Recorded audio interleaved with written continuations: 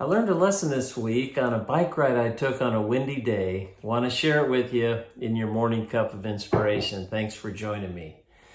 Quite obviously, you could understand that if the wind's blowing and you're going with the wind, life is good.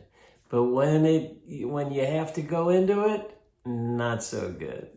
I was monitoring as I was riding. I have a little app on my phone that I have when I ride. And when I was going into the wind, I was struggling. I was going 12 to 13 miles an hour. And then just magically, when I turned and went the other way, 16 to 18 miles an hour, not too much trouble. Now, what I noticed was, because many times I'll wear a heart rate belt so I can kind of judge my cardio and how hard I'm working and how hard I need to work if I need to press further. When I got done with my bike ride, I went and checked that, and I noticed that when I was riding with the wind, it didn't take that much cardio effort, but I was moving really fast. Isn't that the way it is sometimes when you're going through life and everything's going smooth? You're sitting back and just loving it, right? But what about when the wind blows? What about when you're only going 12 to 13 miles an hour? That's when I looked at the heart rate belt and saw I was putting an effort in. My heart rate was up to 80 to 90% of its capacity. That's where the work was. That's where I was seeing the results. That's where my cardio was getting better.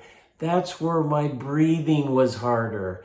That's where I was seeing growth and seeing results for the effort of my bike ride. Isn't that the same with our spiritual life? Listen what Romans 5, 3 and 4 says. It says, we can rejoice too when we run into problems and trials, for we know they can help us develop endurance. And endurance develops strength of character, and character strengthens our confident hope of salvation. So don't think that you can always be going with the wind. You could try it, but you're never going to find a route that doesn't require you to go back the other way. So there's always going to be things in your life that you feel like you're fighting the wind.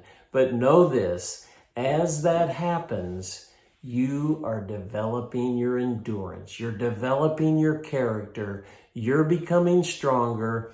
You're becoming an instrument that God can use to further His kingdom and for you to fulfill the purpose that He has for you today. So embrace the wind. Wherever you are in your life today, embrace it and trust God. God bless. Thanks for joining me for that morning cup of inspiration, and we'll see you next time.